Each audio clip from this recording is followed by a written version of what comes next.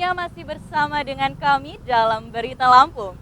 Bagi Anda yang baru saja bergabung, kami akan menyajikan kembali berita pilihan pagi hari ini.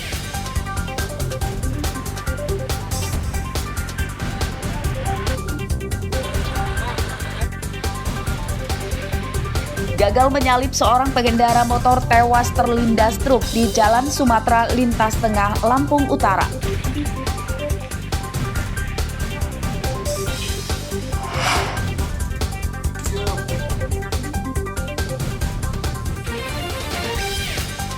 Seorang pria di Tulang Bawang Barat ditangkap polisi karena memperkosa putri kandungnya.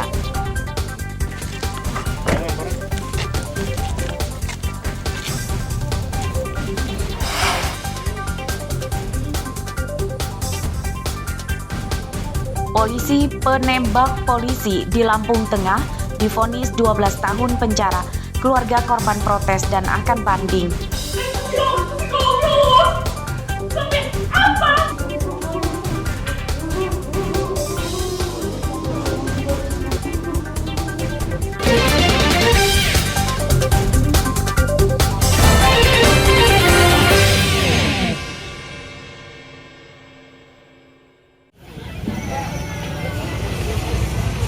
Kenaikan harga cabai dikeluhkan emak-emak. Harga cabai di Bandar Lampung di kisaran 50 hingga 70 ribu rupiah per kilogram.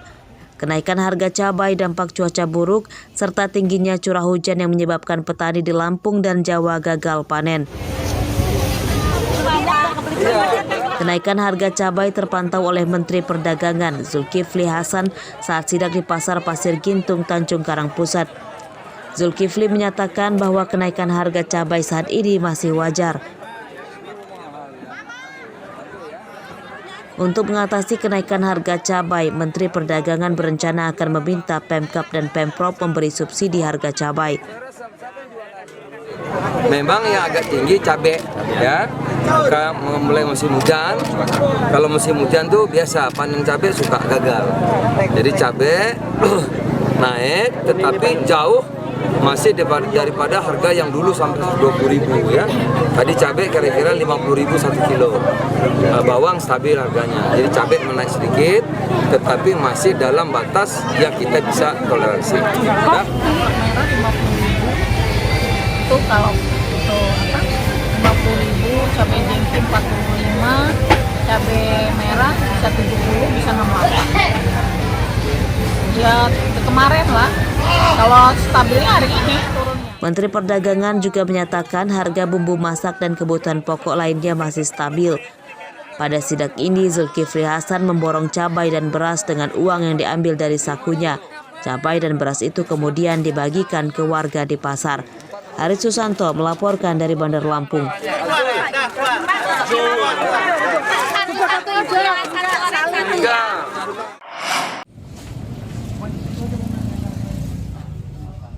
Janji Menteri Perdagangan Zulkifli Hasan yang akan menurunkan harga kedelai dan memberikan subsidi harga kedelai kepada produsen tahu dan tempe di Bandar Lampung belum kunjung terrealisasi. Padahal janji itu telah berjalan selama 3 bulan dan banyak produsen tahu dan tempe menanti ditepati karena mereka keberatan pada harga kedelai saat ini. Saat dikonfirmasi pada Sabtu siang, Menteri Perdagangan Zulkifli Hasan membenarkan subsidi pembelian harga kedelai belum terrealisasi. Ia berdalih hal tersebut karena Bulog belum mau impor kedelai. Pada pekan ini, Zulkifli Hasan akan menggelar rapat dengan pihak Bulog untuk pembahasan subsidi dan impor kedelai sebagai upaya mengatasi tingginya harga kedelai. Kedelai masih mahal. Memang ini kedelai ini kan kita udah tugaskan Bulog impor.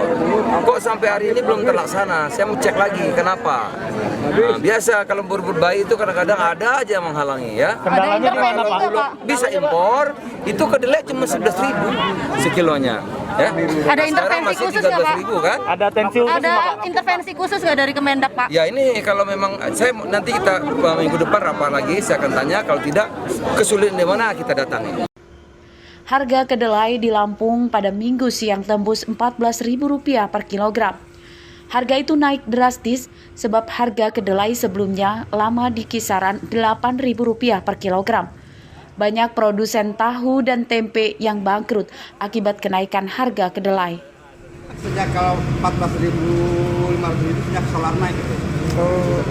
Ada sebulan ya? Iya. Lebih. Ya, itu bulanan naik.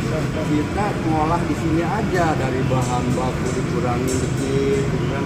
Dari garamnya nyari yang murah, dari tahunya dikurangin dikit, dikecilin. Terus dari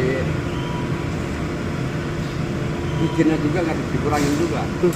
Pemberian subsidi harga kedelai dijanjikan Menteri Perdagangan Zulkifli Hasan saat menemui puluhan produsen tahu dan tempe di Kelurahan Gunung Sulah, Waihalim, Bandar Lampung awal Oktober 2022. Besaran subsidi harga kedelai yang dijanjikan Rp1.000 per kilogram.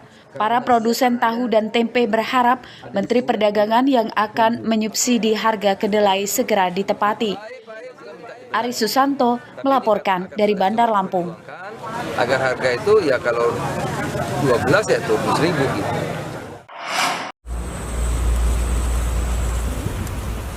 Kerugian petani tomat di Desa Kembahang, Kecamatan Batu Brak, Lampung Barat sedikit berkurang setelah harganya naik.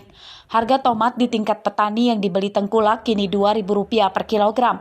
Harga itu naik Rp500 per kilogram dibanding pekan lalu. Menurut petani, kenaikan harga tomat saat ini baru sebatas mengurangi kerugian.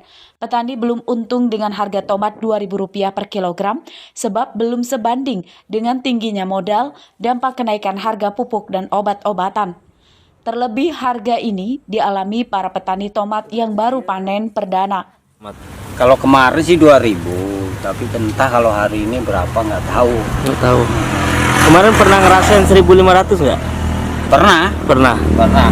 Berarti sekarang naik ya? Ya naik 500. Ya, segitulah. Nah, satu sak itu main 900, ada yang 800, ada yang 1 juta. Berarti di harga 2.000 ini belum mencukupi ya? Belum ya? Tapi kalau mursa bekas, lanjaran bekas ini ya dapat lah, dikit-dikit dapat. Dikit-dikit. Jika petani belum mendapat untung dari kenaikan harga tomat, lain halnya dengan para pedagang tomat di Pasar Liwa. Harga tomat di tingkat pedagang Rp5.000 per kilogram atau Rp3.000 lebih mahal dibanding harga di tingkat petani. Harga tomat turun. Berapa? Berkisar eceran 5.000. 5.000 ya? Sebelumnya berapa? Sebelum akhir tahun ya sampai mencapai 10. Sampai 10 ya, 12. Gimana penjualan Bang di harga turun yang 5.000 ini? Ya, makanya ya belum bisa diprediksi karena Menurut pedagang, harga tomat sejak akhir 2022 tidak stabil. Menjelang Natal 2022 lalu, harga tomat di pasar tembus Rp10.000 per kilogram. Harga itu bertahap turun dan paling rendah pada pekan lalu Rp3.000 per kilogram. Rosandi melaporkan dari Lampung Barat.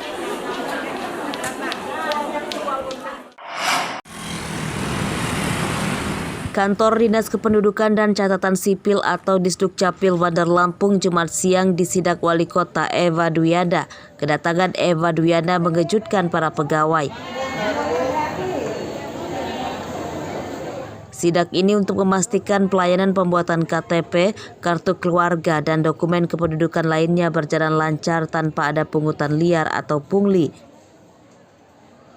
Para pegawai diminta melayani masyarakat secara baik dan memotong birokrasi yang rumit. Ini bertujuan supaya masyarakat mau mengurus dokumen kependudukan tanpa perantara atau calo. Kita harus lebih cepat, walaupun mereka datang atau lewat online, harus cepat. Dan tadi juga didampingi oleh Kepala Dukcapil, melihat dari semua tugas-petugas kita yang utama memberikan pelayanan terbaik, memberikan keramah-tamahan, sapanya, dan kita juga informasikan kepada mereka yang jelas, tepat, dan tidak ada pungli yang namanya di sini.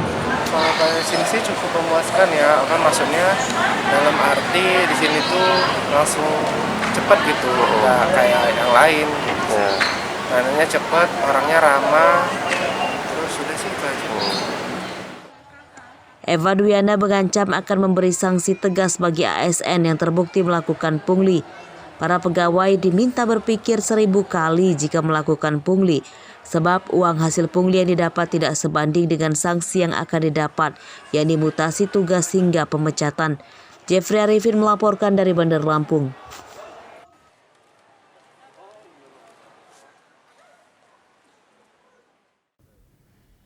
Pemirsa, informasi tadi sekaligus menutup perjumpaan kita pada hari ini. Saya Vika Rana dan seluruh tim redaksi pamit undur diri, selamat beraktivitas dan sampai jumpa.